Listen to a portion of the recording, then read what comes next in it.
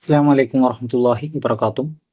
5ാം ക്ലാസ്സിലെ താരീഖിലെ പ്രതിരോധ സമരങ്ങൾ എന്ന പാഠത്തിലെ പ്രധാനപ്പെട്ട ഭാഗങ്ങളാണ് ഇന്നത്തെ വീഡിയോയിൽ പരിചയപ്പെടുത്തുന്നത്.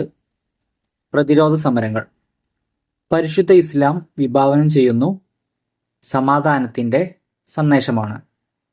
ഇസ്ലാം പ്രോത്സാഹിപ്പിച്ചിട്ടില്ല യുദ്ധവും അക്രമവും. ഇസ്ലാമിൻ്റെ അടിസ്ഥാന ലക്ഷ്യം എന്താണ്? സമാധാനം സ്ഥാപിക്കുക എന്നതാണ്. ഇസ്ലാമിലെ യുദ്ധങ്ങളുടെ ഉദ്ദേശം എന്താണ്? അക്രമമല്ല, ആത്മരക്ഷയാണ്. മുസ്ലിങ്ങൾ മദീനയിലേക്ക് ഹിജറ പോയത് മക്കയിൽ ശത്രുക്കളുടെ ക്രൂരതകൾ സഹിക്കാൻ കഴിയാതെ വന്നപ്പോഴാണ്. മുസ്ലിങ്ങളെ ദ്രോഹിക്കാൻ ആരെയെല്ലാം ഉപയോഗപ്പെടുത്തി? മദീനയിലെ യഹൂദികളെയും മറ്റും. ശരീഅത്ത് എന്ന് പറയുന്നു. നബി സല്ലല്ലാഹു അലൈഹി വസല്ലം തങ്ങൾ പങ്കെടുക്കാത്ത യുദ്ധങ്ങൾക്ക് എന്ത് പറയുന്നു? ശരീഅത്ത് എന്ന് പറയുന്നു. ആദ്യത്തേത് ബദർ യുദ്ധമാണ്.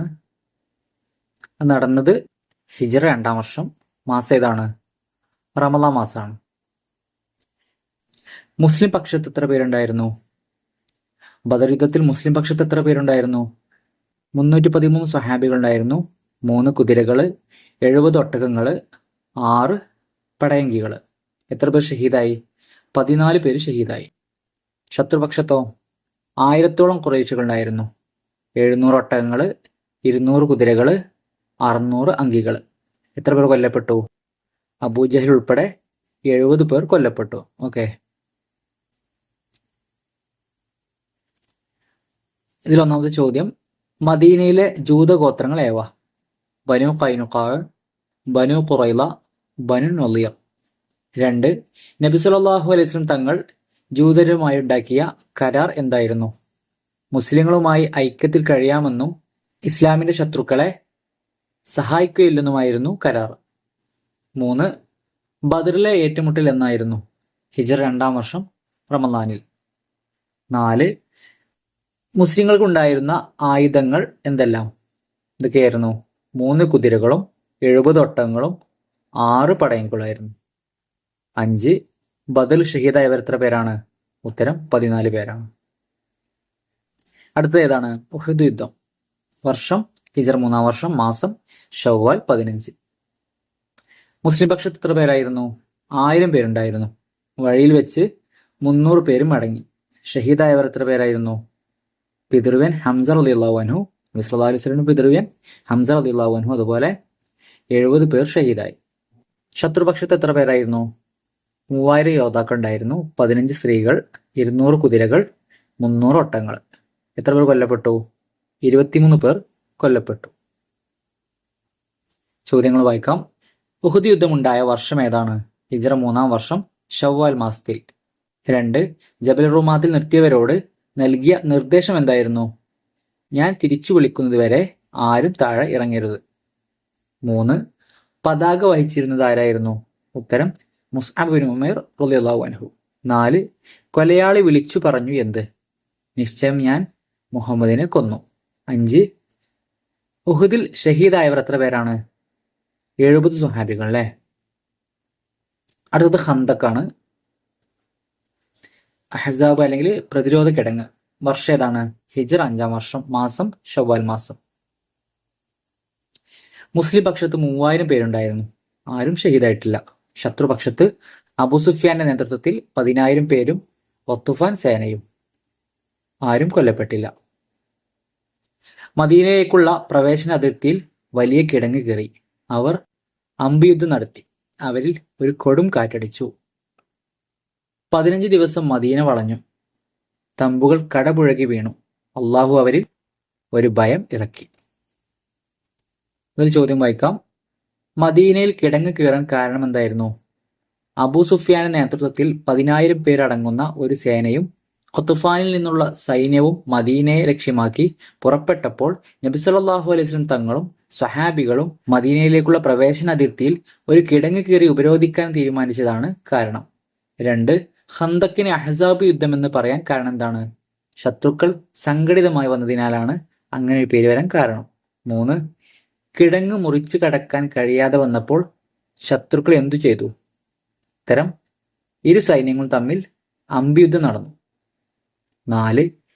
കിടങ്ങ് കയറുന്ന സ്വഹാബികൾ എത്ര പേരുണ്ടായിരുന്നു? ഉത്തരം 3000 പേരുണ്ടായിരുന്നു.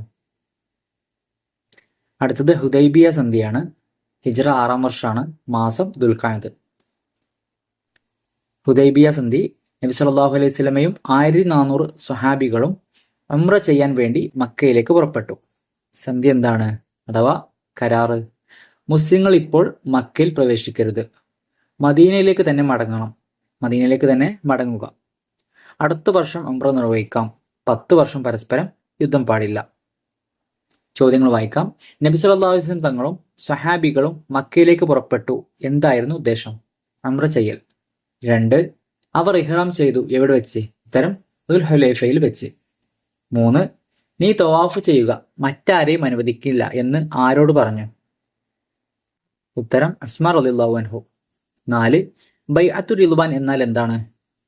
ഉസ്മാൻ റളിയല്ലാഹു അൻഹുവിനെ ഖുറൈശികൾ തടഞ്ഞു വെക്കുകയും അദ്ദേഹം കൊല്ലപ്പെട്ടു എന്നൊരു വാർത്ത പ്രചരിപ്പിക്കുകയും ചെയ്തപ്പോൾ ഖുറൈശികളോട് മരണം വരെ പോരാടുമെന്ന് സ്വഹാബികൾ നബി സല്ലല്ലാഹു അലൈഹി വസല്ലമയോട് കരാർ ചെയ്തു. ഇതിന് ബൈഅത്തുർ റിദ്വാൻ എന്ന് പറയുന്നു.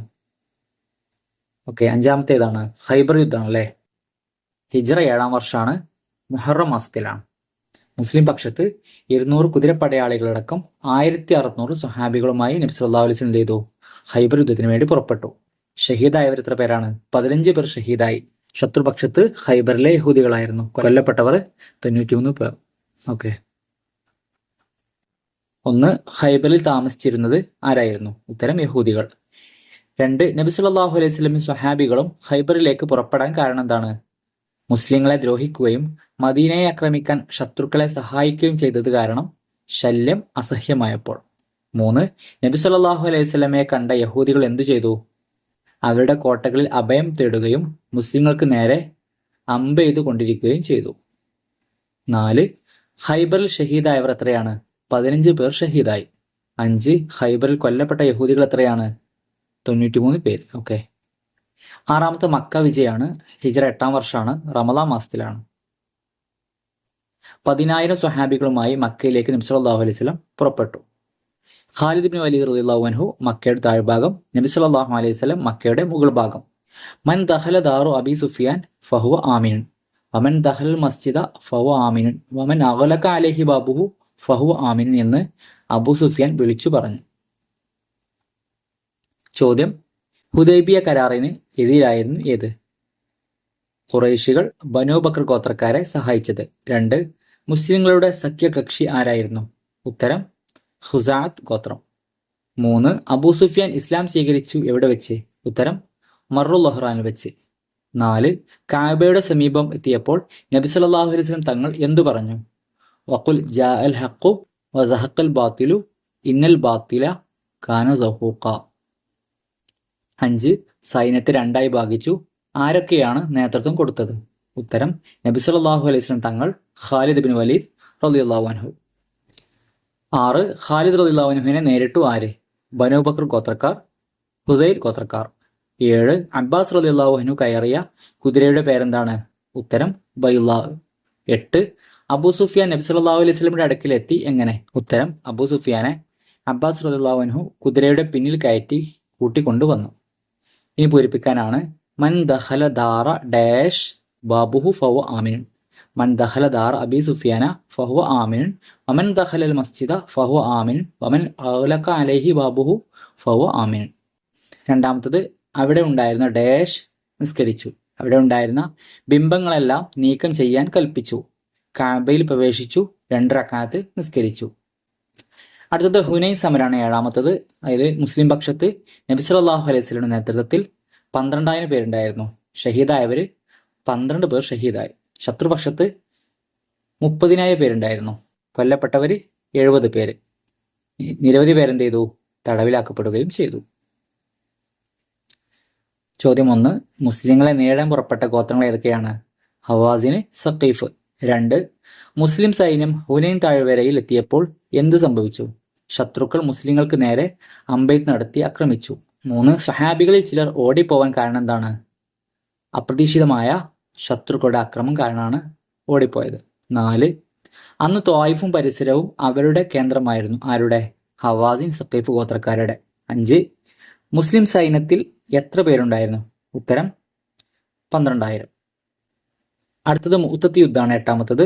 അത് മുസ്ലിം പക്ഷത്ത് 3,000-ഓളം ആൾക്കാരുണ്ടായിരുന്നു. ഹിജ്റ 8-ാം വർഷമാണ് നടന്നത്. ഷഹീദായവർ 12 പേരാണ്. ശത്രുപക്ഷത്ത് 2 ലക്ഷം ആളുകളുണ്ടായിരുന്നു. അനേകം പേരെന്ത് ചെയ്തു? കൊല്ലപ്പെട്ടു. ചോദ്യം: മുഅ്തത്ത് യുദ്ധത്തിന്റെ കാരണം എന്താണ്? എഴുത്തുമായി ചെന്ന ദൂതനെ വധിക്കുക. ചരിത്രത്തിലെ ക്രൂരമായ ഈ സംഭവമാണ് മുഅ്തത്ത് യുദ്ധത്തിന് കാരണം. 2. നബി സല്ലല്ലാഹു അലൈഹി വസല്ലം തങ്ങൾ നിർദ്ദേശിച്ച 3 പടനായകന്മാർ ആരായിരുന്നു?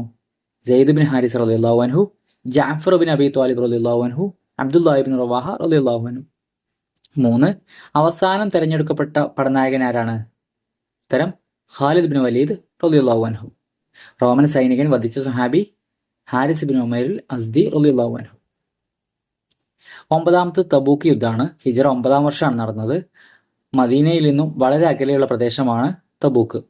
തബൂക്കിൽ വെച്ച് റോമൻ ഭരണാധികാരി സന്ധിക്ക് എന്ത് ചെയ്തു? തയ്യാറാവുകയും അതിനാൽ ഏറ്റുമുട്ടൽ ഒഴിവാക്കുകയും ചെയ്തു. ചോദ്യം: സമൂദുകളെ അള്ളാഹു ശിക്ഷിച്ച പ്രദേശം ഏതാണ്? ഹിജ്റാണ്. 2. തബൂക്കിലെത്തിയപ്പോൾ നബി സല്ലല്ലാഹു അലൈഹി വസല്ലം തങ്ങൾ പറഞ്ഞു എന്ത്? ഇന്ന് രാത്രി ശക്തിയായ കാറ്റടിക്കും, അപ്പോൾ ആരും എഴുന്നേൽക്കരുത്. 3. തബൂക്കിൽ യുദ്ധം വേണ്ടി വന്നില്ല, കാരണം എന്താണ്? തബൂക്കിൽ വെച്ച് റോമൻ ഭരണാധികാരി സന്ധിക്ക് തയ്യാറായി, അത് കാരണം എന്ത് ചെയ്തു? യുദ്ധം വേണ്ടി വന്നില്ല. ഇനി പൂരിപ്പിക്കാനാണ്.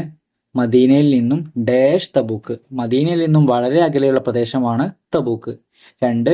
മുഅ്തത്തിൽ പരാജയപ്പെട്ട റോമക്കാർ മുസ്ലിങ്ങൾക്കെതിരെ വീണ്ടും സൈനിക നീക്കങ്ങൾ ആരംഭിച്ചു. 3. കാറ്റ് സമയം ഒരാൾ ഡാഷ് ചെന്ന് വീണു. ഒരാൾ എന്ത് ചെയ്തു? എഴുന്നേറ്റ്. അയാൾ പറന്നുപോയി അകലെയുള്ള തൊയ്യ് പർവ്വതത്തിൽ ചെന്ന് വീണു. അവസാനത്തത് ഹിജ്റ 9-ാം വർഷമായിരുന്നു ഇത്. ഓക്കെ, എല്ലാവരും വളരെ നല്ല രീതിയിൽ പഠിക്കുക. നല്ല മാർക്ക് സ്കോർ ചെയ്യാനും ടോപ്പേഴ്സ് കിട്ടാനും അല്ലാഹു തആല തൗഫീഖ് ചെയ്യുമാറാവട്ടെ. അസ്സലാമു അലൈക്കും വറഹ്മത്തുള്ളാഹി വബറകാതുഹു.